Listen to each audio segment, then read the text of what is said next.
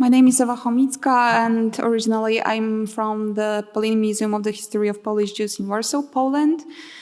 At the museum, I'm a manager of Museum Practices Lab, which is a very small and very young unit responsible for developing long-term participatory projects, for developing projects that are interdisciplinary, and for strengthening the internal self-reflection within the museum, either on our own or in cooperation with other museum people, museologists. But here and now, Today, I'm a representative of informal body of the climate collective body, which is a collective of museologists, of artists, scientists, activists, which started to work on thinking on some new idea, new way of cooperating with local communities when we face the climate challenges, the environmental challenges.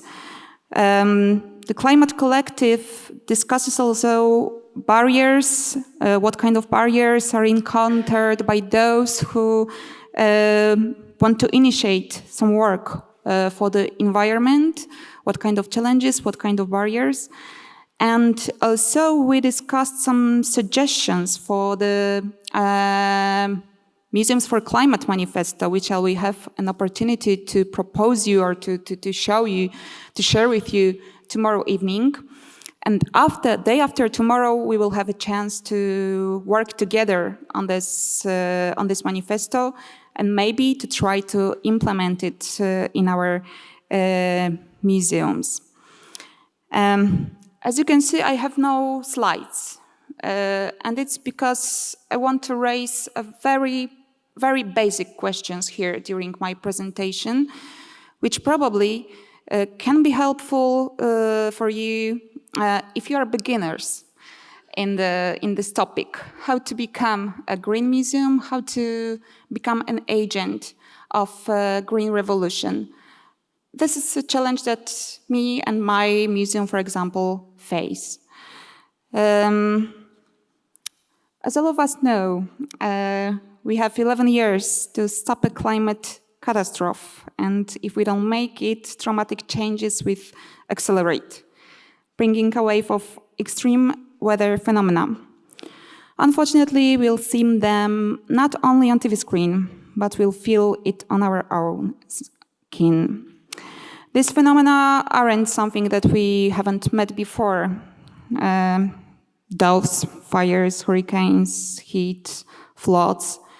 But unfortunately, they will intensify and they will end with catastrophe for all of us. Many ecologists believe that it's too late for small steps of, let's call it, mild environmentalism or mild ecology. If the end is nigh and we do not have much time left to stop the catastrophic consequences of global warming, then we should all shout out loud, say activists. What kind of role can play here cultural institution or museum or museums? And do we need to play any role? Somebody could ask. Some can say, well, it's a task for politics. Somebody would say, well, even if I will take some gesture, even if I will be an agent of change, does it mean anything if my neighbor, for example, if I will resign from firing some rubbish in my oven, does it mean anything if my neighbor will not do it? But I think what is important to remember for us is that since Earth is a planet common to everyone, we need to think as a community. So we need to think about these questions. For example, as an individual, I need to think about it as an individual. you need to think about it as an individual, but we can think about it also as employers of some institutions. We can think about it as museums, as institutional bodies, and we can think it together as a network of museums. And then this change is possible to really be meaningful, to change something. Today we are talking about museums, but we can talk in a similar way about this kind of topics or challenges with any other cultural institutions. And what is really very good news is that ferment in this field becomes to be very noticeable. Let's help it to be even more noticeable and even more meaningful.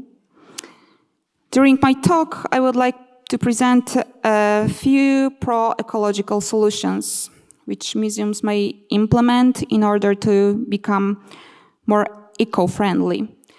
We heard already today about some fantastic ideas for cooperation with local communities. During workshop, day after tomorrow, if you are interested in, we can discuss more how we can do it ethically, how we can do it more rooted in local challenges, in local needs, how we can try to make a local community not only participants of green revolution, but also champions of green revolution. But now, I would like to stress some other points. I would like to tell that the most important in our vision and in our way of thinking about the climate challenges or environmental challenges is thinking how to develop this kind of philosophy for museums, which we can witness outside as philosophy that is rooted within the institution, that is important for us, and how we can make our statements or proclamations, let's say, reliable for the people. So, yeah, I or we, as a collective, do really believe that museums can play important role in facing climate change challenges and environmental protection. The one leg is, as I mentioned, external activities, responsibility for the natural environment in terms of cooperation with local communities, building environmental awareness or pro-environmental educational activities. But the other leg, very important, and this is the point where I think we shall start if we are beginners, is introducing pro-environmental solutions within institutions. Rational resource management, supporting environmental engagement of employees, shaping the habits of visitors, making them aware of the role and impact of the natural environment. So it is about co-responsibility, about shaping my own habits and my own attitudes and habits of my visitors or our local community. And this is the core of being the agent of change, as I think. We have just a little or no time left. Okay, so just a few examples of small steps that you can take in your museums to start the revolution inside of your museum, or just to start an action. Please be aware that you can work on a reducing amount of office or household supplies which have a detrimental effect on the environment, like, for example, paper or detergents. You can work on aiming for reducing use of supplies and limiting waste. The next challenge is increasing the effectiveness of waste sorting, aiming for minimizing printouts, like introducing electronic workflow system, introducing eco-friendly paper, aiming for reduction in water and power use, taking environmental issues into consideration when rearranging exhibitions or producing events and activities, managing green areas in a sustainable way, and what is important, popularizing environmental policies among employees, visitors, and contractors to the museum as an important aspect of its operation.